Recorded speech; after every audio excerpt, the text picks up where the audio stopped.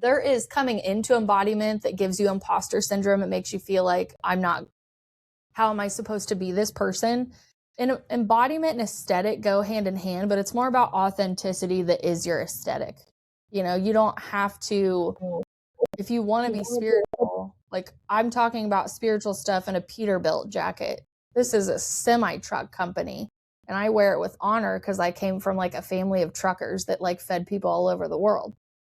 But I'm not sitting here in like some guru-esque aspect. But does that mean that I don't embody the practices that I love because I don't have the aesthetic? I have the authenticity, and I have the time, and I have the research, and I have the pitfalls that I'm willing to tell you about. Hey, I was doing this. I thought I was in alignment.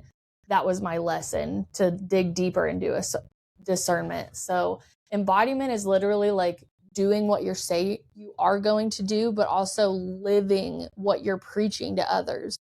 Jesus really is a good example of that. And I'm not talking about the King James version, because that is also another episode, but Jesus talked about loving people unconditionally, not judging, helping people, all the things that he does. If you can embody those practices, then your life is going to be so much brighter and better because you're living in really good energy. And it doesn't mean that things aren't going to happen to you. I think that's another farce on the path, that if you finish these 12 steps and do all these things, that you're divinely protected from bullshit in the world. That's not the case. You came here for a full spectrum experience, from the colors to the emotions and everything in between. Absolutely. That is great. I'm glad that you explained it like that, because embodiment for me is action, and authentic action,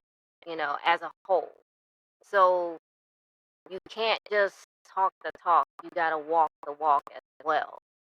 And when you're doing all of that, that also comes out as uh, expression, like expression through like how you talk, how you do your hair, your clothes, and all of that stuff. Like you can literally see it on someone, and that's another reason why I love like gothic people, like because like I feel like they're just teddy bears. They just look scary, but you know how much confidence and how much self awareness you have to have in order to do that.